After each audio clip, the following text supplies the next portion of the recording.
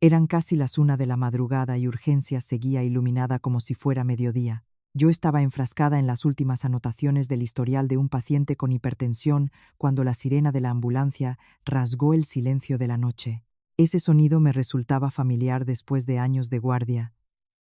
Pero aquella noche hizo que mi corazón latiera con una fuerza diferente. Las puertas traseras se abrieron de golpe y los técnicos de emergencias gritaron: «¡Deprisa! ¡Caso especial!». Los pacientes bajaron de la camilla en un estado de pánico absoluto, los cuerpos enredados el uno con el otro bajo una fina manta. El médico de guardia los miró un instante y reaccionó de inmediato: «Posible priapismo con complicación cardíaca. Preparada adrenalina, monitorizad el corazón ya». Empujé la camilla hacia la sala de tratamiento. Cuando retiraron la manta para evaluar el estado de los pacientes, sentí que la sangre se me helaba en las venas. El hombre lívido que yacía allí era Rodrigo, mi marido, y la mujer que intentaba cubrirse la cara con las manos, el pelo revuelto, los ojos enrojecidos, era Sofía, mi cuñada. Dos personas unidas en una postura que no necesitaba explicación alguna. Toda la sala de urgencias quedó en silencio durante un segundo. Luego, todo volvió a girar al ritmo frenético de la medicina de emergencia. Rodrigo sudaba a mares, tenía los labios amoratados, el corazón le latía de forma irregular y el monitor emitía pitidos acelerados. Sofía lloraba a convulsiones, con la voz entrecortada por el pánico. «Doctor, sálvelo primero. Está a punto de perder el conocimiento». Lo oí y sentí una punzada en el pecho. Ese hombre me había tomado de la mano ante el altar. Me había prometido protegerme toda la vida. Y ahora yacía frente a mí, en la situación más humillante posible, junto a mi propia cuñada. El jefe de guardia se volvió hacia mí. «Lucía, monitoriza el pulso y la tensión. Prepara el relajante muscular». Asentí con la cabeza, movida por el automatismo de la profesión. Tenía el cuerpo de la jeringa en la mano, pero la palma estaba helada. Había visto muchos casos así a lo largo de mi carrera. Hombres mayores, en su mayoría, cuyo corazón cedía ante una excitación extrema, con espasmos musculares incontrolables. Pero jamás había imaginado que el hombre tendido en aquella camilla sería el mío. Mientras los médicos trabajaban, Rodrigo fue recobrando la conciencia poco a poco. Sus ojos me buscaron con una mezcla de miedo, vergüenza y súplica. Los labios le temblaron. «Lucía, lo siento». No supe si llamarlo arrepentimiento o simple instinto de supervivencia. Todos los presentimientos de los últimos meses, los mensajes que escondía, las noches que llegaba tarde, las miradas esquivas pasaron ante mí como una película en cámara rápida. Resultaba que yo no había estado paranoica. Simplemente me había esforzado por engañarme a mí misma. Pasaron 20 minutos de tensión. Tras la medicación y la intervención, el ritmo cardíaco de Rodrigo se fue estabilizando, aunque el cuerpo seguía en espasmo y no podían separarse todavía por las complicaciones musculares derivadas de la excitación brusca. Sofía temblaba, con la cara pálida, incapaz de sostenerme la mirada. Cuando el médico salió un momento a consultar con el equipo, ella me agarró la mano de golpe, con la voz desencajada: «Por favor, no se lo digas a nadie». Fui una tonta. «Te lo suplico». Me solté. Era la primera vez en mi vida que miraba a mi cuñada como si fuera una extraña. La mujer que me llamaba hermanita, con quien había compartido tantas cenas en familia, a quien había comprado medicamentos cuando estaba enferma, y que ahora me suplicaba que guardara el secreto de su traición. En ese momento comprendí que, durante todo ese tiempo, yo había sido la más despreciada de todos. Rodrigo emitió un quejido de dolor. Me miró como quien se aferra a su última esperanza, convencido quizás de que yo cedería, que lo protegería, que salvaría las apariencias de la familia. Pero aquella noche yo ya no era la esposa resignada, era una enfermera cumpliendo con su deber, y una mujer que acababa de ver la verdad más desnuda. Los miré a los dos fijamente. Mi voz sonó serena, inquietantemente serena. «No he sido yo quien os ha traído hasta aquí. Esto es lo que sembrasteis». La frase no fue un grito, pero bastó para que ambos enmudecieran. Sofía rompió a llorar abiertamente. Rodrigo volvió la cabeza, con las manos temblorosas. En el pasillo, un par de auxiliares cuchicheaban. Las noticias de ese tipo no se pueden mantener en secreto mucho tiempo en un hospital. Lo sabía. Con un solo descuido, la historia se propagaría como un incendio con viento. Pero lo que más me dolía no era lo que pudiera murmurar la gente. Era la realidad que tenía delante. El hombre en quien había confiado ciegamente me había traicionado bajo el mismo techo, con mi propia cuñada. El médico volvió para anunciar que debían trasladar a los pacientes a una habitación privada para seguimiento, evitando que se formara corrillo. Firmé el informe, trazando cada letra con claridad, sin que me temblara el pulso. La profesión me obligaba a mantener la cabeza fría. Y quizás fue precisamente esa frialdad lo que me impidió derrumbarme allí mismo. Aquella noche no lloré, no grité, no monté una escena en medio de urgencias. Simplemente observé en silencio a esas dos personas que yacían allí, jadeando por las consecuencias de sus propios actos. En mi interior algo se rompió, pero en lugar de hacerse añicos, se endureció. Sabía que todo esto no terminaría en aquella sala de urgencias. La familia, los parientes, la suegra, el cuñado, todos acabarían arrastrados por la tormenta. Pero desde ese instante entendí algo con absoluta claridad. Ya no era una víctima. No iba a llorar por quien no lo merecía. Aquella noche no lloré. Empecé a calcular. Tras aquella guardia, hubo momentos en que seguía escuchando el eco de la sirena, como si se me hubiera quedado grabada en el oído. Pero para entender por qué no me desmoroné en el instante en que vi a Rodrigo y a Sofía juntos, tengo que retroceder hasta los primeros días en que crucé el umbral de esa casa. La casa en la que pensé que con ser buena persona bastaría para que todo fuera bien. Conocí a Rodrigo cuando yo acababa de terminar mis estudios de enfermería. El sueldo era escaso y los días eran una carrera de un lado a otro del hospital. Al llegar a mi piso de alquiler, lo único que quería era dormir. Rodrigo era técnico de mantenimiento industrial, delgado pero ágil, de hablar tranquilo y sin alardes. Cuando empezó a cortejarme, no se le daba bien florituras. Lo que hacía era acompañarme a casa después del turno de noche, o pasarse por la tienda a comprarme un yogur o un bocadillo, y decirme sonriendo: «Trabajas demasiado. Come algo que te va a bajar el azúcar». Me enamoré de esa sencillez. Siempre había creído que un buen hombre era el que hacía más de lo que decía. Durante los 2 años que salimos, Rodrigo jamás me levantó la voz, ni me dejó quedar en mal lugar delante de nadie. Una vez, un familiar de un paciente me reprendió injustamente y yo me quedé callada, sin atreverme a defenderme por miedo a complicaciones. Esa misma noche, cuando Rodrigo se enteró, me dijo una sola cosa: «Mañana te espero en la entrada del hospital. No tienes nada que temer». Aquella frase me ablandó el corazón. Creí que había elegido bien. El día en que Rodrigo me llevó a casa de sus padres para presentarme, doña Carmen me miró de arriba abajo, con una expresión que era a partes iguales escrutinio y evaluación. Yo estaba nerviosa, pero ella no dijo nada hiriente. Solo preguntó por mi trabajo, asintió despacio y finalmente sentenció: «Enfermera, bueno, al menos conoces a mucha gente».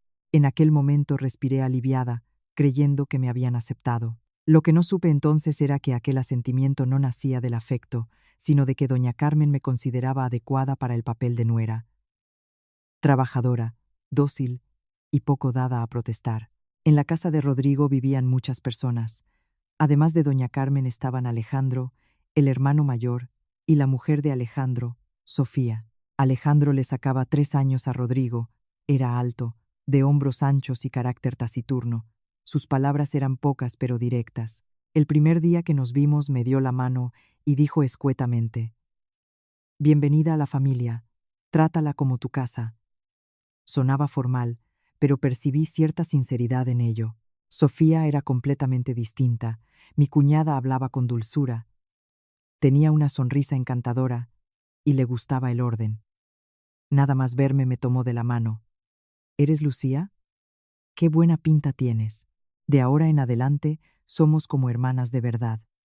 Esa frase me tranquilizó. porque cuando uno llega a una familia como nuera, lo que más teme es no llevarse bien con la cuñada. Pero viviendo bajo el mismo techo, fui descubriendo que aquella casa tenía una jerarquía no escrita que todos debían comprender por sí solos. Rodrigo era el favorito indiscutible. Doña Carmen pronunciaba el nombre de Rodrigo con más frecuencia que el de Alejandro, lo alababa más que a nadie. En la mesa, le ponía en el plato el mejor trozo de carne sin dejar de decir: «Mi Rodrigo es tan listo. Él será el pilar de esta familia». Rodrigo sonreía como quien recibe un elogio de toda la vida. Mientras tanto, Alejandro comía en silencio, pinchando verdura como quien ya se ha acostumbrado a sobrar en las historias de su propia familia. Presencié una escena pequeña que no olvidé jamás. Un día, Alejandro llegó tarde del trabajo, con la ropa sucia de polvo, seguramente habiendo cargado con todo el peso del mundo. Apenas se había sentado cuando doña Carmen frunció el ceño. «Ya te he dicho que te presentes como Dios manda. Siempre vas hecho un desastre». Alejandro respondió simplemente: «Mamá, es que vengo de trabajar». Doña Carmen bufó y se volvió hacia Rodrigo con la voz suavizada de repente: «Come más pescado, hijo. La técnica también cansa».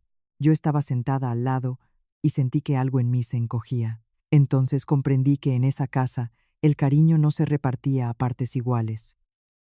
Se concentraba en una sola persona, y los demás aprendían a vivir sin que nadie los arropara. Sofía era la más sensible a ese favoritismo. Siempre sonriente con la suegra, siempre halagadora, siempre comprándole detalles y medicamentos, cuidándola a la perfección. Doña Carmen le correspondía con elogios. «La nuera mayor sabe lo que se hace, no como otras que hay por ahí».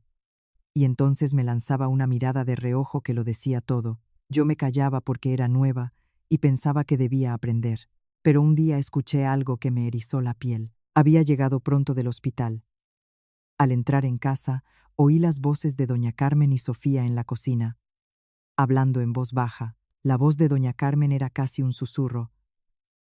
«Si antes te hubieras cruzado con Rodrigo». Me detuve en seco junto a la puerta. Sofía guardó silencio unos segundos y luego se rió levemente, con esa risa que es mitad broma y mitad verdad. En cuanto entré, las dos cambiaron de tono de inmediato. Doña Carmen me preguntó: «¿Ya estás en casa, hija? Lávate las manos y ven a comer». Sofía sonrió con naturalidad. «Llegas justo, que acabo de hacer la sopa». Yo me quedé allí de pie con la sensación de haberlo malinterpretado todo. Pero aquella frase «si antes te hubieras cruzado con Rodrigo» no dejó de rondarme. Intenté convencerme. Solo había sido un comentario sin importancia. Era yo quien lo convertía en algo que no era. Los primeros meses como nuera me esforcé por mantener las costumbres de la casa. Si llegaba tarde del turno, me levantaba pronto para preparar el desayuno. Los fines de semana fregaba, barría y lavaba. Rodrigo aparentaba querer ayudarme. A veces, viéndome fregar los platos, me decía: «Deja, ya lo hago yo». Pero antes de que me diera tiempo a alegrarme, doña Carmen intervenía: «Los hombres son para las cosas grandes. Las pequeñas son de las mujeres. No malcríes a Rodrigo». Y Rodrigo, al oírla, lo dejaba estar. Yo no discutía, pensando que las suegras a la antigua eran así en todas partes. Sofía solía pasarse por mi habitación a pedirme prestadas cosas, a veces la crema de manos, a veces unas horquillas, otras veces la chaqueta. Siempre que lo hacía me decía que era muy buena persona y que la quería nada más verla. Pero lo más extraño era que Sofía alababa a Rodrigo abiertamente delante de mí, en un tono que era a la vez provocador y comparativo. Una tarde yo estaba doblando ropa, y Sofía se apoyó en el quicio de la puerta, mirando cómo Rodrigo arreglaba un enchufe. De repente soltó: «Qué suerte tienes, Lucía. Marido hábil y responsable. Hay quien se casa y solo entonces descubre que se equivocó». Lo dijo y se rió. Yo sonreí sin ganas. No quería pensar mal. Pero esa expresión «se equivocó» era como una astilla. Poco a poco fui percibiendo que la anomalía de aquella casa no residía en una frase suelta ni en dos. Estaba en el modo en que todos situaban a Rodrigo en el centro de todo. Era el favorito de la mesa y de las finanzas. Doña Carmen le reservaba los mejores bocados y consultaba con él cualquier asunto importante. Alejandro, aunque trabajaba más y aportaba más, seguía siendo visto como tosco, torpe, sin don de gentes. Y Sofía era hábil para mantenerse cerca de quien recibía el afecto, como si estar a su lado la hiciera más segura. Yo, la recién llegada, intentaba integrarme. Pero cuanto más lo intentaba, más sentía que estaba fuera de una obra de teatro cuyo guión ya estaba escrito de antemano. Una noche le pregunté a Rodrigo en voz baja, tumbados el uno al lado del otro: ¿no notas que tu madre siempre te compara con Alejandro? Rodrigo suspiró. Es que mamá es así desde siempre. ¿Qué quieres que haga? Le pregunté. ¿Le quieres a tu hermano? Se quedó en silencio unos segundos. Es mi hermano, respondió al fin. La respuesta era tan insulsa que me dejó un frío en el pecho. No culpé a Rodrigo en ese momento, pero empecé a entender que el favoritismo prolongado no solo daña al que lo padece, sino que convierte al preferido en alguien que cree tener siempre razón y siempre ser perdonado. Y no podía imaginar que ese favoritismo, esa costumbre de mirar hacia otro lado, estaba alimentando en silencio una relación equivocada dentro de la propia casa. Hasta que una noche de guardia, todo estalló de la manera más humillante posible. Empecé a notar que algo había cambiado durante las guardias largas. Cuando llegaba a casa cerca del amanecer, la casa seguía encendida. Al principio pensé que doña Carmen, ya mayor, tenía el sueño ligero, o que Rodrigo esperaba despierto para estar tranquilo cuando yo llegara. Pero con el tiempo, esa luz encendida empezó a parecerme una señal que se repetía y me producía un escalofrío. Hubo una noche en que, nada más abrir el portal, oí voces bajas en la cocina. Un murmullo justo lo suficientemente suave para que nadie fuera de la casa pudiera escucharlo. Me detuve unos segundos. El murmullo se cortó de golpe, como si alguien hubiera pulsado un interruptor. Cuando entré, mi suegra estaba sentada a la mesa bebiendo agua con expresión impasible, mientras Sofía salía de la cocina tranquilamente con un vaso en la mano, como si acabara de servir. Sofía sonrió. ¿Ya estás en casa? Te he preparado una infusión de jengibre, que de noche hace frío. Era amable en las palabras, pero aquella sensación de haber interrumpido una conversación a medio camino no me abandonó. Luego llegaron los mensajes. Rodrigo no era de los que pegan los ojos al móvil. Como técnico, cuando llegaba a casa solía cenar y después se tumbaba a ver las noticias, o se metía en algún rincón a arreglar un ventilador o un enchufe. Sin embargo, en aquella época, casi a medianoche, el teléfono le brillaba con frecuencia. Lo veía echarle una ojeada rápida, apagarlo y volver la cabeza. Cuando le pregunté quién le escribía, respondía escueto: algún cliente preguntando por algo. Pero los mensajes llegaban a horas muy extrañas. La 1, las 2 de la madrugada, justo las noches en que yo estaba de guardia. Empecé a fijarme. Cada vez que el teléfono se iluminaba, sus ojos mostraban algo parecido al nerviosismo. No el nerviosismo del que teme que su pareja se enfade, sino el de quien está ocultando algo y no quiere que nadie se acerque. Una noche volví antes de hora porque el paciente se había estabilizado y me dejaron salir. Entré en la habitación y vi a Rodrigo dormido, con el móvil en el borde de la almohada. La pantalla se iluminó en ese preciso instante. El nombre de Sofía apareció claramente. No tenía por costumbre mirar el teléfono de mi marido, pero ese nombre hizo que mi mano se detuviera sola, como si alguien me la hubiera sujetado. El mensaje era una sola línea: me siento muy sola. Lo leí y sentí que me ardía todo el cuerpo. Rodrigo no había respondido, pero el mensaje seguía ahí. No lo había borrado. En ese instante no pensé de inmediato en traición. Solo vi una sombra oscura que se colaba en medio de mi casa. Dejé el teléfono donde estaba. Me tumbé junto a mi marido sin poder dormir y me pregunté en silencio: si solo es una cuñada triste, ¿por qué le manda eso al cuñado?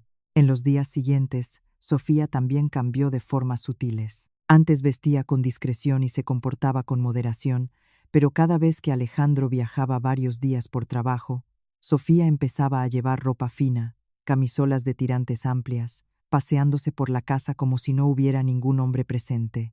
Un día llegué y la encontré en la cocina con el pelo suelto y una blusa tan ligera que incomodaba a la vista.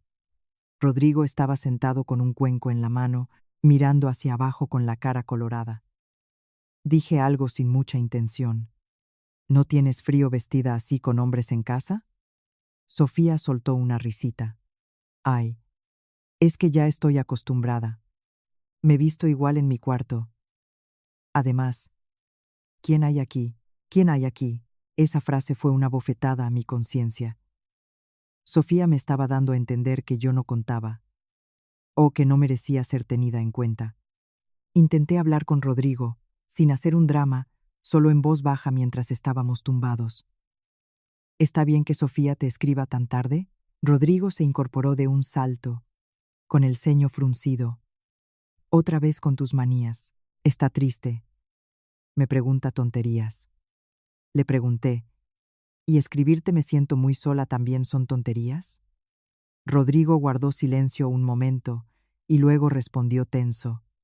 Lucía, no seas desconfiada. Estás de guardia demasiadas horas y ya empiezas a ver fantasmas. Era la primera vez que me hablaba con ese tono irritado. Me quedé paralizada. No me asustó que se enfadara. Me asustó la manera en que me responsabilizó a mí, como si yo fuera la equivocada por hacer la pregunta. Se lo mencioné suavemente a mi suegra, con la esperanza de que ella le dijera algo y guardaran las distancias. Doña Carmen me cortó de cuajo. Mi hijo no haría nunca una cosa así. No traigas el hospital a casa para desconfiar de tu marido. Me quedé sin palabras. Resultaba que a ojos de doña Carmen, Rodrigo era siempre impecable, y yo, simplemente, una mujer con demasiadas ideas en la cabeza. Y añadió algo que me heló la espalda. Esta casa estaba en paz. Si tú la revuelves, eres tú quien se destruye a sí misma. ¿Yo me destruía a mí misma? ¿Qué paz era esa en la que yo era la que estaba marginada en cada rincón? El episodio que me puso realmente en guardia fue una noche de lluvia. Había avisado de que llegaría tarde por una cadena de urgencias. Pero el turno se adelantó y pude salir antes de lo previsto. Al abrir el portal, vi la habitación de Sofía iluminada y la puerta entreabierta. Oí una risita sofocada y la voz grave de Rodrigo, no en el tono en que hablan dos personas de la misma familia, sino en ese tono cercano y cálido que conoces solo cuando escuchas algo que no estabas destinada a escuchar. Me quedé clavada, con el corazón golpeando fuerte.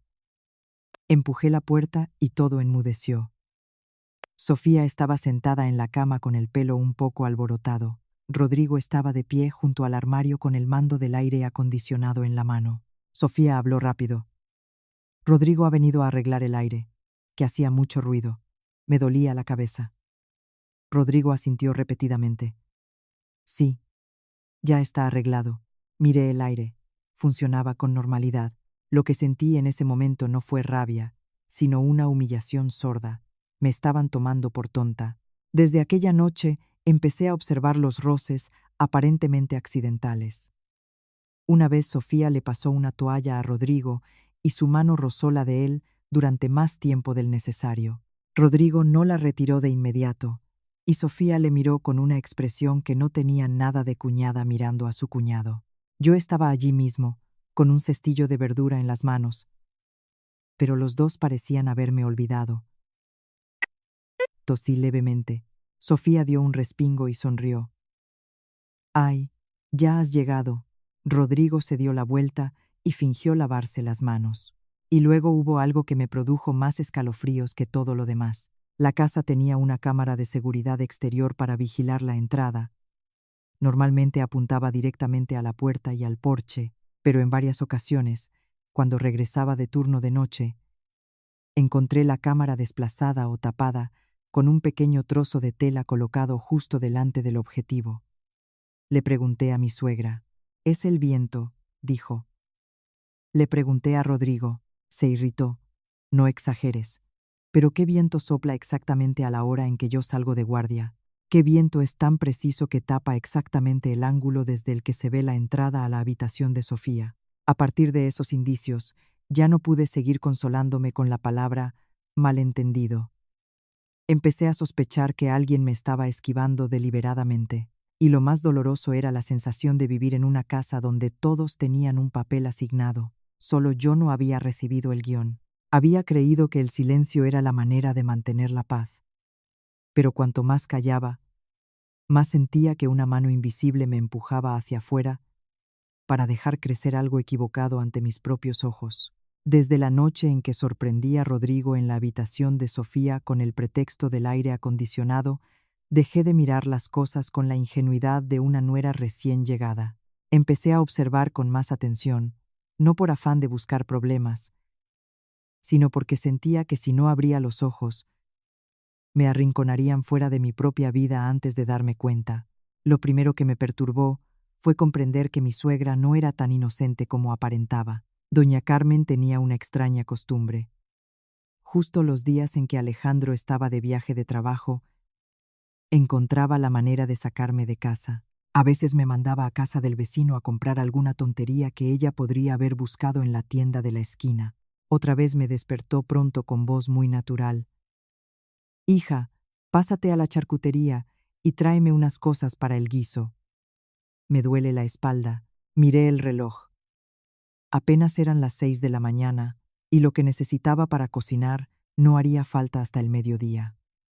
Le dije que podía ir después de descansar un poco, que acababa de salir de turno de noche. Ella frunció el ceño. Las que trabajan de noche más tienen que saber estar en casa. ¿Es que las nueras ya no hacen nada? Me mordí la lengua. Sabía que si protestaba, ella sacaría el argumento de la armonía familiar para aplastarme. Lo más extraño es que, en varias ocasiones, me insistió en salir exactamente en el momento justo para que yo no pudiera ver lo que pasaba dentro. Apenas cruzaba el portal, ella cerraba de golpe, como si temiera que me volviera. Yo me quedaba en la calle con la bolsa en la mano, sintiendo una punzada difícil de nombrar. No tenía pruebas, pero el instinto femenino a veces es tan afilado como un bisturí. Empecé a preguntarme, si doña Carmen no supiera nada, ¿cómo podían coincidir los momentos con tanta exactitud? Una tarde Alejandro estaba fuera, yo tenía un día libre poco frecuente, me quedé en casa. Sofía llegó antes de lo habitual, con un vestido de color claro y maquillada con esmero. Rodrigo también pidió un día libre de manera repentina, alegando que habían aplazado una obra. Me pareció raro, porque raramente faltaba al trabajo. Doña Carmen estaba visiblemente contenta, como si la casa recibiera a alguien especial, y luego me dijo: «Lucía, sal al mercado y tráeme algo de fruta. Compra también un tetrabric de leche». Le dije que si lo necesitaba urgentemente, que acababa de fregar el suelo y necesitaba descansar un poco antes. Ella endureció el gesto. «Si no vas tú, voy yo». Y me reproché haberlo cuestionado, pero esta vez no fui directa al mercado. Rodé por la parte trasera de la casa del vecino, me pegué a la pared y miré por la rendija de la ventana de la cocina. Dentro oí la voz de Sofía, dulce como la miel. «Mamá, es que estoy agotada». Y la voz de doña Carmen le respondió, mitad consoladora, mitad afirmativa: «Lo que importa es que seas feliz». Esas palabras me helaron el corazón. ¿Feliz de qué manera? Con el marido de Sofía de viaje y en la casa únicamente Sofía y Rodrigo. Me quedé fuera con la cara ardiendo. Quería entrar y exigir una explicación, pero una parte de mí comprendió que si irrumpía en ese momento, doña Carmen lo negaría todo. Sofía haría de víctima, y Rodrigo volvería a decir que yo desconfiaba sin razón. No podía luchar contra ellos con emociones en una casa que llevaba años usando la armonía como mordaza. Aquella noche intenté hablar con mi suegra en voz baja, con una sola frase: «Mamá, noto que Sofía y Rodrigo están demasiado cercanos». La dije con toda la calma de que fui capaz. Doña Carmen se volvió hacia mí con los ojos desorbitados y la voz afilada como un cuchillo. «En esta casa las nueras no dicen barbaridades. Como lo vuelvas a mencionar, te pones en la calle». Me quedé boquiabierta. Esa reacción tan exagerada no era la de alguien que no tiene nada que esconder. Era la de alguien a quien acabas de tocar exactamente en el punto que duele. Y añadió una frase que era al mismo tiempo un sermón y una amenaza. «La nuera en esta casa tiene que saber guardar la paz. No te dejes llevar por lo que te digan y no destruyas tu propio hogar. ¿Destruir mi propio hogar? ¿Qué hogar? Si yo era la que estaba fuera de cada rincón. A partir de entonces empecé a fijarme más en Alejandro. Antes pensaba que era callado por naturaleza y no le prestaba mucha atención. Pero cuanto más lo observaba, más veía que la forma en que miraba a Sofía había cambiado. Ya no era la mirada de un marido que confía en su esposa, sino la de alguien que intenta tragarse una sospecha para no ahogarse con ella. Una vez Alejandro volvió a casa de imprevisto y encontró a Sofía en el salón con Rodrigo. Los dos estaban inclinados sobre el móvil, como si estuvieran viendo algo juntos. Sofía se levantó de un salto con una sonrisa forzada.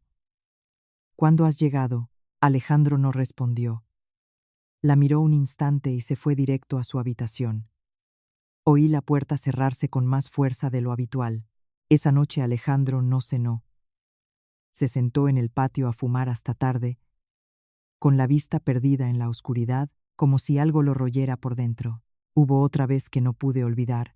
Yo estaba tendiendo ropa en el pasillo cuando vi a Alejandro parado frente a la puerta de Sofía. No entró.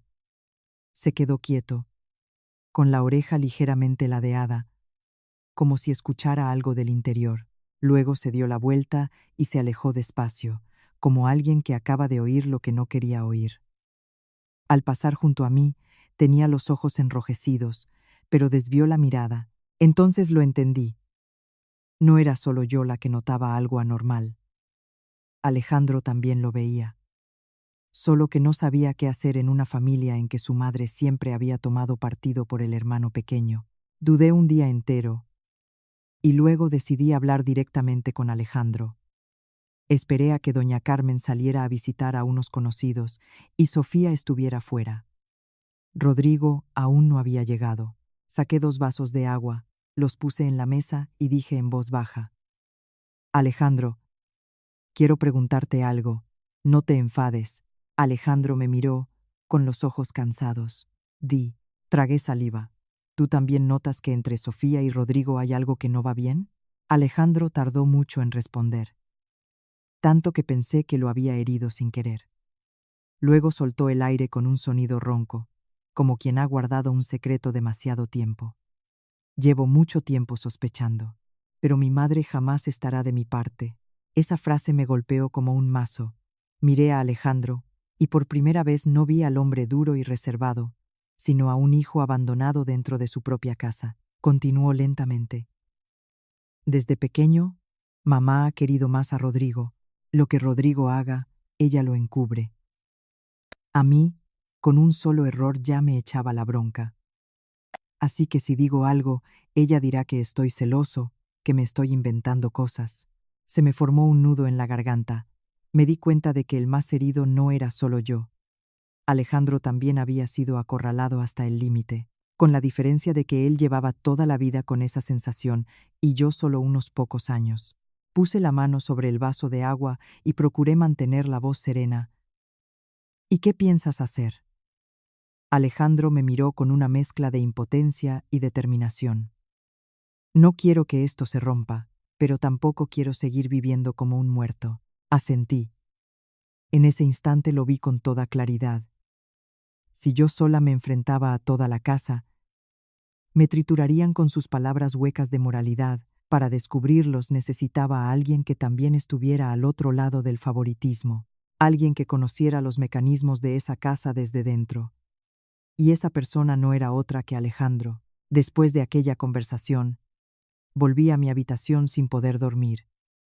No por miedo, sino porque sentí una tristeza que me ascendía por la garganta. Había aguantado, había callado, había creído en algo llamado familia, y a cambio, solo había recibido miradas esquivas y amenazas disfrazadas de convivencia. A la mañana siguiente busqué a Alejandro antes de ir al trabajo.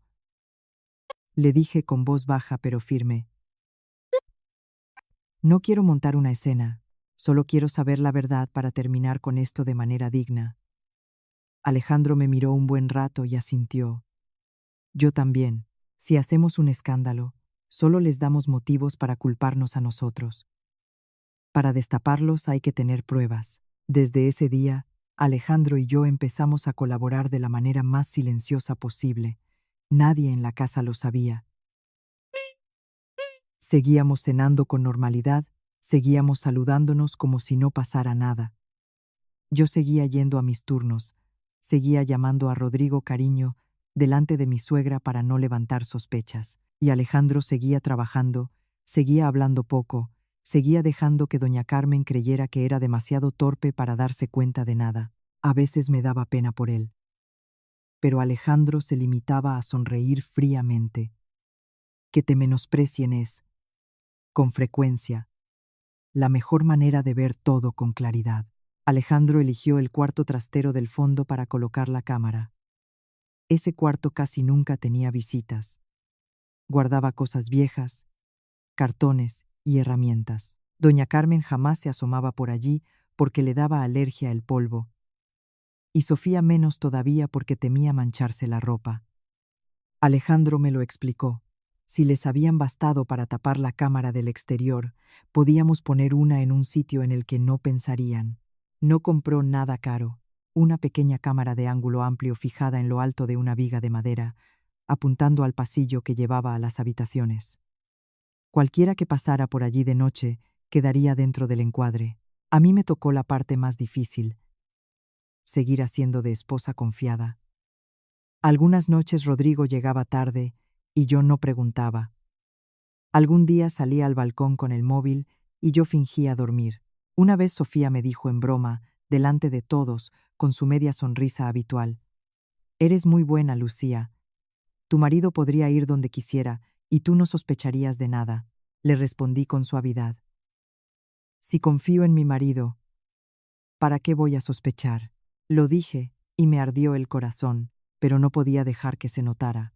Sabía que si me alteraba en ese momento, se pondrían en guardia. Alejandro también tuvo que actuar. Le dijo a toda la casa que se marchaba varios días a una obra lejana y no volvería. Doña Carmen no pareció muy contenta, aunque intentó disimularlo con un comentario moralizante sobre los deberes del hombre de familia. Pero vi el alivio fugaz que cruzó sus ojos, como si acabaran de dejarle el camino libre para algo. Sofía fingió tristeza. ¿Tantos días fuera? ¿Cómo me las voy a apañar? Alejandro la miró sin alterarse. En casa está mamá y también Rodrigo. ¿Qué problema hay? Sonaba despreocupado, pero solo yo sabía que acababa de tender una trampa. Tal como habíamos previsto, apenas 2 días después de que Alejandro se fuera, Rodrigo empezó a entrar y salir de la habitación de Sofía con más frecuencia. De día aún guardaban cierta distancia, pero por la noche la cámara lo recogía todo con claridad. Una noche, Rodrigo abrió sigilosamente la puerta de Sofía, entró y la cerró con rapidez. En otro momento, Sofía asomó la cabeza al pasillo mirando a un lado y a otro antes de tirar de él hacia adentro. No fue una sola vez. Fueron varias, absolutamente claras. Yo visionaba esas imágenes y me retorcía por dentro, pero cuanto más me dolía, más lúcida me sentía. Comprendí que su error no había sido un tropiezo aislado, sino una costumbre. Una tarde Alejandro me envió un mensaje brevísimo: «Esta noche, atenta». Lo leí y se me heló la espalda. Esa noche, Rodrigo terminó de cenar y alegó que tenía que ir a arreglar algo para un cliente. Sofía le dijo a mi suegra que le dolía la cabeza y que se iba a dormir pronto. Doña Carmen asintió sin hacerle las preguntas de siempre. Observé cómo evitaba cruzar mi mirada y lo entendí todo.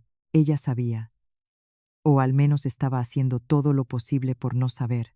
Fingí estar cansada y subí pronto a la habitación. Luego salí con discreción para mi turno. Antes de irme, vi a Sofía en la cocina de espaldas, sacudiendo las llaves del coche como quien ya está lista. Esa noche, tal como Alejandro había calculado, se encontraron en un hostal de las afueras del barrio, no lejos de casa. Alejandro lo siguió a distancia prudencial, lo suficiente para confirmarlo y registrar el momento. Yo hice mi guardia como siempre, pero con el alma en un hilo. No sabía exactamente lo que iba a ocurrir aquella noche. Solo sabía que todo se acercaba a un punto sin retorno. Cerca de la 1 de la madrugada, mientras estaba en el servicio, El móvil vibró con un número desconocido. No contesté, porque tenía las manos ocupadas. Solo unos minutos después, mi compañera entró corriendo. Lucía, llega un caso urgente. Dicen que es muy raro. No me dio tiempo a entender nada. La sirena de la ambulancia ya resonaba afuera. Y entonces, como ya saben, la ambulancia trajo justo a las dos personas que menos quería ver. Rodrigo, con el corazón descompasado, la cara blanca como el yeso y el cuerpo en espasmo. Sofía, llorando y temblando, con la ropa revuelta, intentando taparse la cara sin conseguirlo. Después de la guardia, Alejandro y yo revisamos las imágenes. Él abrió el video del pasillo de aquella noche. Rodrigo saliendo de mi habitación, mirando a los lados, dirigiéndose a la de Sofía. Luego los mensajes de Alejandro registrando el momento en que abandonaron la casa. Todo encajaba exactamente con el historial de urgencias. Alejandro estuvo sentado en silencio mucho tiempo, con las manos tan apretadas que se le pusieron blancas. Yo esperaba que gritara, que golpeara algo. Pero no. Solo soltó un largo suspiro y su voz sonó ronca y fría. Esta vez ni mi madre puede salvarlos. Oí esa frase y se me puso la piel de gallina, no por satisfacción, sino porque comprendí que cuando un hombre tan paciente y tan sufrido como Alejandro es capaz de decir algo así, es porque lo han llevado hasta el fondo. Yo miraba la pantalla en blanco y negro parpadeante. Vi a los dos traidores caminar hacia su propio desastre con sus propios pies. No necesitaba hacer nada espectacular. No necesitaba proclamarlo a los cuatro vientos, porque ellos mismos se habían llevado a su catástrofe, y esa catástrofe ya estaba respondiendo en mi lugar. Cuando todo se calmó un poco, los médicos trasladaron a Rodrigo a una habitación de observación cardiológica. Seguía débil, con los labios secos y la cara exangüe, y cada respiración parecía costarle un esfuerzo. El cardiólogo lo dejó muy claro. Lo que le había ocurrido no era solo vergonzoso, era médicamente peligroso. Podía repetirse, podía provocar arritmias o incluso una parada cardíaca si sufría más estrés o agitación. Escuché esas palabras y por dentro me quedé fría. Antes, frente a un paciente desconocido en esa situación, habría sentido lástima. Ahora el que yacía allí era mi marido. Y yo no podía tragarme esa situación de ninguna manera. A Sofía la retuvieron en otra zona para revisarle los músculos y tranquilizarla. Estaba histérica. Le temblaba todo el cuerpo. En cuanto me vio pasar, me agarró de la manga con los ojos encharcados, como si se aferrara a su último salvavidas. Lucía, lo sé, he sido una idiota. Por favor, no destruyas a toda la familia. Lo que quieras, lo que sea. Miré la mano que me apretaba el brazo. Sentí algo que era a partes iguales tristeza y bochorno. Me solté despacio y le respondí sin alzar la voz, pero con cada palabra bien marcada. ¿Qué familia? La que tú y mi marido acabáis de destrozar con vuestras propias manos. Sofía se quedó muda, con el labio temblándole, y agachó la cabeza como una niña pillada en falta. En el hospital, las noticias vuelan más que el viento. Lo sabía porque yo misma había visto muchos episodios así. Con que alguien lo comentara en el ascensor, media hora después todo el servicio estaba enterado. Aquella noche fue igual. Cuando pasé por la sala de los auxiliares a buscar material, las conversaciones se cortaron en seco. Una enfermera joven me miró y luego miró hacia la habitación de observación cardiológica con una expresión mezcla de curiosidad y compasión. Alguien intentó hablar en voz baja. Creo que ese hombre es el marido de Lucía. Otro lo cortó. Calla. No digas nada. Aunque callaran, yo alcanzaba a oír suficiente. A veces ese silencio duele más que las palabras directas. Volví al puesto y pedí al departamento administrativo que documentara el proceso con todo rigor. Hora de llegada, diagnóstico inicial, tratamiento administrado, sin omitir ni adornar nada por ningún motivo. Hubo quien me miró sin dar crédito. Yo permanecí serena. El jefe de guardia me llamó aparte y me dijo con genuina preocupación: Lucía, este caso es delicado. ¿Quieres que te cambie el turno? No quiero que te pese demasiado. Lo miré, respiré hondo y respondí, no, soy suficientemente profesional. No lo dije por aparentar fortaleza. Lo dije porque sabía que si me iba, darían más pábulo al cotilleo. No quería ser objeto de lástima, solo quería hacer mi trabajo. Al menos en ese hospital, pero la calma no duró mucho. Cerca de la medianoche, cuando salía de la habitación de monitorización, el teléfono vibró sin parar. Antes de que pudiera contestar, las puertas del ascensor se abrieron y doña Carmen apareció como un vendaval. La cara lívida, el pelo revuelto, la chaqueta mal puesta, los pies casi perdiendo la zapatilla. Giró la vista a su alrededor hasta encontrarme y me arrastró de inmediato hacia el pasillo, a una zona con menos gente. La voz era forzadamente baja pero llena de alarma. ¿Estás pensando en montar un escándalo para que toda la ciudad se ría de esta familia? ¿Trabajas aquí y permites que la gente cotillee? ¿Tienes idea de lo que estás haciendo? La miré. Por primera vez en mi vida no veía ante mí a una suegra respetable. Veía a una mujer dispuesta a todo por salvar las apariencias. Le respondí con voz baja y fría. Usted teme que se rían de ustedes. ¿Y yo qué? ¿A mí qué me ha pasado? Me han traicionado bajo mi propio techo, delante de mis propios ojos. Doña Carmen abrió mucho los ojos. ¿Y tú quién eres para hablarme así? ¿Una nuera le falta el respeto a su suegra? La miré fijamente. Por primera vez no la llamé. Mamá, usted ha estado encubriendo todo esto. ¿Hasta cuándo piensa seguir haciéndolo? Ella se detuvo un instante. Solo un instante. Pero fue suficiente para que yo supiera que entendía perfectamente lo que le estaba diciendo. Si realmente no hubiera sabido nada, se habría quedado perpleja. Habría preguntado de qué estaba hablando. En cambio, cambió de tono y de dirección como quien ya tenía el guión preparado. Toda la culpa es de Sofía. Esa mujer ha seducido a mi hijo. Hay que echarla de casa. Rodrigo es un hombre débil. Se dejó llevar un momento. Los hombres son así. Casi me salió una carcajada, pero no hizo ruido. Entendí el movimiento al instante.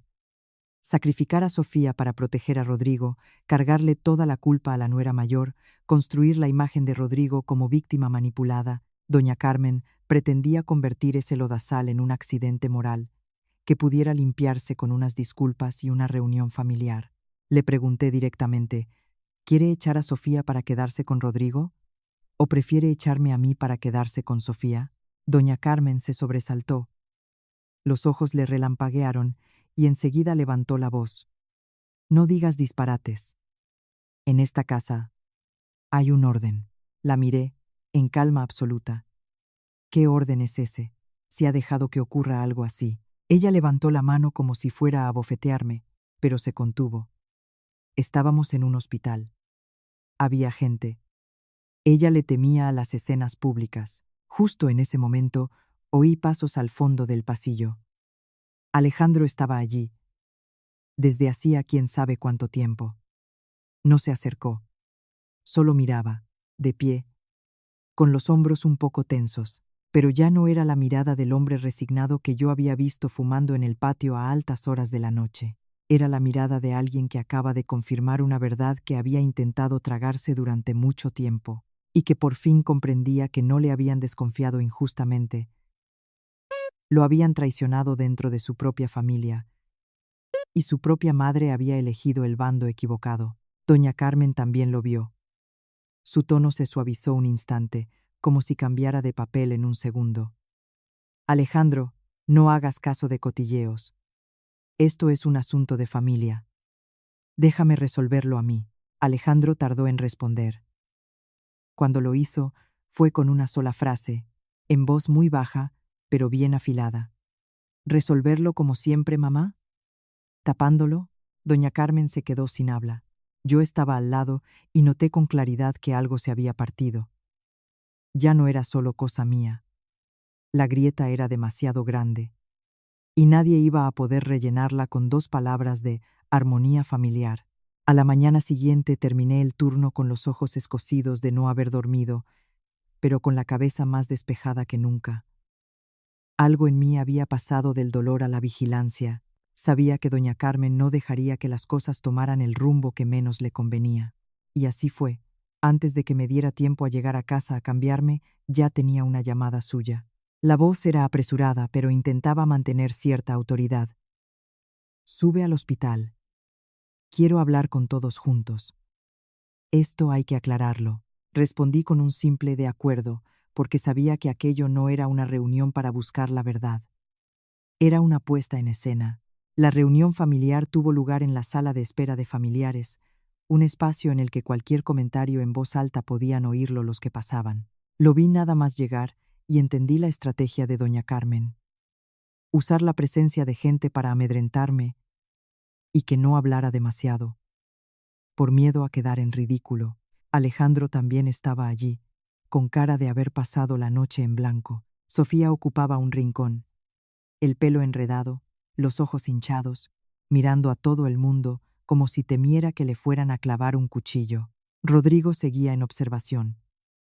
El médico permitía visitas breves, así que doña Carmen entraba y salía sin parar, como una peonza, ya fuera a ver a su hijo ya a dirigir la operación. Doña Carmen abrió fuego sin rodeos, de pie en el centro, con la voz clara y pausada, como si estuviera leyendo un comunicado oficial. Todo esto es culpa de Sofía, que no ha sabido comportarse. Rodrigo simplemente flaqueó un momento. Los hombres tienen sus momentos de debilidad. Lo dijo tan fluidamente que era evidente que lo había ensayado. Sofía, que tenía la cabeza agachada, de repente estalló en sollozos y levantó la voz. ¿Cómo puede decir eso usted? Después de lo que usted misma me dijo, la frase quedó a medias. El silencio fue como un corte. Vi los ojos de doña Carmen brillar, no de sorpresa, sino de advertencia helada. Sofía enmudeció al instante, como si una mano invisible la hubiera estrangulado. Me puse a temblar por dentro. Era evidente que doña Carmen guardaba algún secreto sobre Sofía que le bastaba para callarla antes de que terminara la frase. Alejandro se puso de pie de golpe. La voz le salió ronca pero cortante. Mamá, ¿desde cuándo lo sabías? Doña Carmen se volvió hacia él con los ojos en blanco. ¿Y tú cómo me hablas? Soy tu madre. Alejandro no retrocedió. Te estoy preguntando desde cuándo lo sabías. Ella esquivó su mirada y apretó los dientes. En esta casa hay que guardar la dignidad. No armes más escándalo. Alejandro sonrió apenas, con esa sonrisa que duele de ver. ¿Qué dignidad, mamá? La que tú fabricas para cubrir a quien quieres. Yo no había abierto la boca, pero doña Carmen se giró hacia mí con ese tono que era a partes iguales persuasión y amenaza. Lucía, eres una mujer educada. Trabajas en un hospital, tienes que pensar que si esto se hace público, la gente se reirá de toda la familia. ¿Puedes con eso? La miré fijamente. Usted teme que se rían de usted. ¿Y yo? Es que no tengo derecho a sufrir. Doña Carmen se apresuró a ponerme un sombrero encima. Pues sufre en casa. Pero no lo hagas público. Eres la esposa, y llevas meses dejando al marido solo con tanto turno de noche. Es comprensible que un hombre flaquee. Esa frase fue como una bofetada. Me estaba convirtiendo en la causa de todo. Convirtiendo la infidelidad en consecuencia inevitable de mi trabajo. Apreté las manos y respondí con una voz tranquila que parecía sacada de otro cuerpo. Hago los turnos para vivir, para aportar a esta casa, para no depender de nadie. Si eso es una falta, ¿todas las mujeres que trabajan de noche se merecen ser traicionadas? Doña Carmen frunció el ceño. Siempre tienes que llevar la contraria. Le respondí con calma. No llevo la contraria. Estoy respondiendo. Llevar la contraria es equivocarse y empeñarse en tener razón. Yo no me he equivocado. En ese instante, el médico hizo señas a los familiares para que pasaran a ver a Rodrigo. Doña Carmen agitó el mentón hacia mí para que entrara. Escúchalo, que te cuente cómo lo embaucaron. Entré en la habitación de observación. Rodrigo estaba tendido, rodeado de cables y monitores. Me miró con unos ojos que mezclaban miedo y cobardía. Habló con esfuerzo, la voz entrecortada. Lucía. Ella me provocó. No sé cómo llegué hasta aquí. Lo miré, luego miré los tubos que le salían del brazo y volví a mirarle a los ojos. ¿Te provocó hasta el punto de ir a un hostal? ¿Te provocó hasta escribirle mensajes a medianoche y esconderte en su habitación? Rodrigo abrió la boca y no pudo decir nada. Doña Carmen intentó intervenir. No le agobies, que acaba de superar un momento muy grave. Me volví hacia ella. Lo grave que le ha pasado es consecuencia de lo que él eligió. Yo no le mandé al hostal. Al salir de la habitación, doña Carmen me arrastró a un rincón y me habló en voz muy baja, cada palabra como una aguja. Si haces escándalo, voy al hospital y les digo que has usado los datos del historial para difamar a la familia. Trabajas allí. Sabes lo que te puede pasar. Perder el trabajo, perder el nombre. ¿Quién va a mirarte a la cara? La miré. Sentí algo extraño. Ya no tenía miedo. Quizás porque me habían amenazado demasiadas veces, o quizás porque en algún momento durante esa noche había cruzado un umbral. Le respondí con calma. Los historiales pertenecen al hospital y tienen sus protocolos de confidencialidad. Yo no he filtrado nada. Ahora bien, hay una llamada anónima que se hizo al hospital preguntando por el caso. El servicio técnico la ha rastreado y hay un registro. Si usted hace ruido, el hospital investigará esa llamada. Y cuando lo haga, la verdad saldrá sola, sin que yo necesite decir nada. Doña Carmen paró en seco. Los ojos se le abrieron. Rodrigo, que seguía semi-incorporado en la cama, la miró a ella con cara de pánico. Alejandro apareció en la puerta. Entró, miró a su madre y dijo con voz tranquila y afilada: ¿Hasta cuándo vas a seguir amenazando, mamá? Has criado a Rodrigo para que desprecie a su mujer. ¿Qué has ganado? Doña Carmen le miró a él.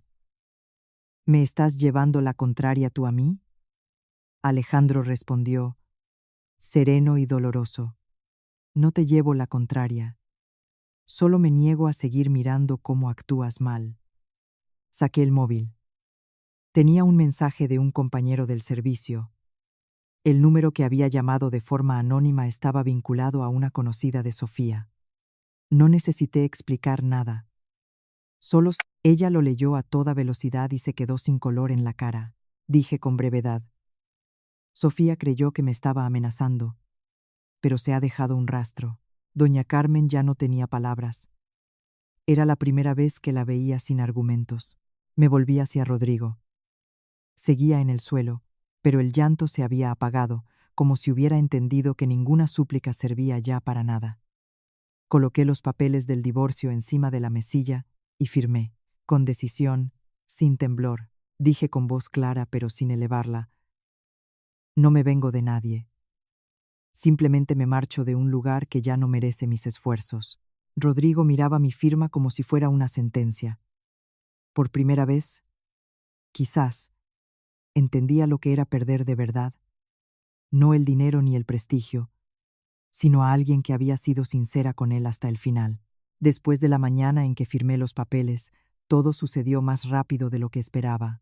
No porque alguien fuera especialmente valiente, sino porque cuando la verdad queda bastante al descubierto, la gente ya no tiene fuerzas para meterla otra vez en la caja de las apariencias. Volví al hospital a trabajar. Los mismos turnos de noche, el mismo olor a antiséptico, el mismo repiqueteo de los suecos en el pasillo. Solo yo era diferente. Ya no esperaba que mi marido cambiara, ya no me repetía que todo se arreglaría solo. Pasaba por las habitaciones de los pacientes como quien atraviesa un tramo de su propia historia, con más calma, más firmeza y también más liviana. Qué paradoja. Mucha gente en el hospital había oído algo, pero yo no añadí más combustible. No convertí mi dolor en material de conversación. Seguí haciendo mi trabajo, incluso con más cuidado que antes, porque cuando tu vida se desordena, lo único que te mantiene en pie es la responsabilidad. Hubo momentos en que pensé que me iba a hundir en la sala de guardia. Pero entonces sonaba el timbre de una urgencia y me levantaba. Los seres humanos son extraños. A veces el dolor extremo nos vuelve más fuertes, no por indiferencia, sino porque ya no nos queda otro camino que seguir adelante. Alejandro me buscó unos días después. Fue al hospital por la tarde, sin su ropa de obra, solo con una camisa vieja. Estaba esperándome al final del pasillo cuando terminé el turno. Al verle allí me dio un vuelco el corazón. Parecía que hubiera pasado por una tormenta de semanas. Una tormenta que no había llegado en una sola noche, sino que llevaba una vida entera acumulándose. Alejandro me dijo en voz baja, con la voz ronca: «Si no hubieras estado tú, creo que habría seguido viviendo a ciegas unos cuantos años más». Negué con la cabeza. «Yo no te he salvado a ti. Solo me he salvado a mí del silencio». Al decirlo, lo entendí de verdad. Había callado durante mucho tiempo, no porque fuera especialmente paciente, sino por miedo. Miedo a que todo se rompiera, miedo al qué dirán, miedo a que me llamaran la mujer que no supo mantener su hogar. Pero cuando todo se rompió de todas formas, me di cuenta de que lo más aterrador no era la ruptura. Lo más aterrador era seguir viviendo en una casa donde mi alma se vaciaba poco a poco cada día. En cuanto a Sofía, los suyos vinieron a recogerla unos días después. Sin escenas, sin dramas, en silencio, como cuando se lleva a escondidas algo que da vergüenza. El embarazo que había blandido como su último recurso terminó demostrándose falso. Lo supe y no sentí satisfacción, solo una amargura honda. Hay personas que, incluso acorraladas, eligen construir más capas de mentira para salvarse. Pero cuantas más capas construyen, más se hunden. Sofía había quemado sus puentes en esa casa, y lo más doloroso para ella, probablemente, no fue que la echaran, sino tener que mirarse al espejo sabiendo hasta dónde había llegado. Doña Carmen, después de aquella tarde, vivió como alguien que ha perdido su sombra. Los familiares le daban largas. Los vecinos ya no se pasaban como antes. Quienes la habían respetado y temido por su lengua afilada y su fachada de madre ejemplar ahora la miraban con otros ojos. Ella seguía intentando mantener la compostura, pero esa compostura ya no tapaba la soledad. Yo había creído que nunca se derrumbaría, porque llevaba toda la vida manejando a los demás. Pero resulta que cuando la gente te da la espalda, hasta la persona más fuerte se queda sola en una casa vacía, escuchando el viento colar por las rendijas. Rodrigo fue trasladado a otro hospital para seguimiento cardiológico. Me envió un mensaje largo. Disculpas, explicaciones, promesas, el cuento de que se había dejado arrastrar, que era débil, que se arrepentía. Lo leí hasta el final, pero ya no lloré. Le respondí con una sola frase: no sigas pidiendo perdón. Aprende a vivir bien. Y no vuelvas a destrozarle la vida a nadie. No añadí nada más. No porque fuera cruel, sino porque comprendía que hay perdones que no alcanzan para devolver el tiempo, la confianza, ni la paz robada. Alguien puede arrepentirse sinceramente, pero el arrepentimiento no borra la herida, solo ayuda al que cometió el error a cargar con menos remordimiento. Alguien me preguntó una vez: ¿por qué no lo contaste todo para que todo el mundo lo supiera? Sonreí. Las personas íntegras no necesitan gritar. No quiero que el resto de mi vida gire en torno a hablar mal de otros. Lo único que quiero es terminar. Cada cual cargará con lo suyo. No necesito empujarlos yo. Ya están suficientemente hundidos. La última noche de esta historia trabajé en el turno tardío. El hospital estaba más tranquilo que de costumbre. Solo el run de las máquinas y los pasos escasos en el pasillo. Me quedé un momento en el corredor mirando la hilera de luces amarillas que se perdía a lo lejos, y de repente sentí que algo en mí se asentaba. Pensé en los años que había pasado intentando preservar algo, tragando y aguantando con la esperanza de que algún día hubiera paz en ese hogar. Pero al final el hogar más tranquilo que he tenido ha sido el que me he construido yo misma, a base de saber cuándo parar. Me dije en silencio: resulta que ser valiente no es ganarle a alguien. Es atreverse a soltar, soltar a tiempo, alejarse de donde ya no hay humanidad, elegirse a una misma, después de haber elegido siempre a los demás. Cuento esta historia no para darle lecciones a nadie. Solo quiero decir que a veces la felicidad no viene de aferrarse a cualquier precio, sino de saber detenerse. Detenerse para seguir respetándose. Detenerse para tener todavía la oportunidad de vivir de manera más digna, más ligera. No todo el mundo tiene que divorciarse. No todo el mundo tiene que marcharse. Pero todo el mundo merece vivir en un lugar donde haya afecto, verdad y respeto genuino. Y si ese lugar solo guarda cálculos y mentiras, quedarse es vaciarse poco a poco. Yo no traje la tormenta. Solo fui la persona que se quedó mirando cómo llegaba a su destino. Y cuando llegó, me di la vuelta. No por frialdad, sino para poder volver a vivir como una persona de verdad.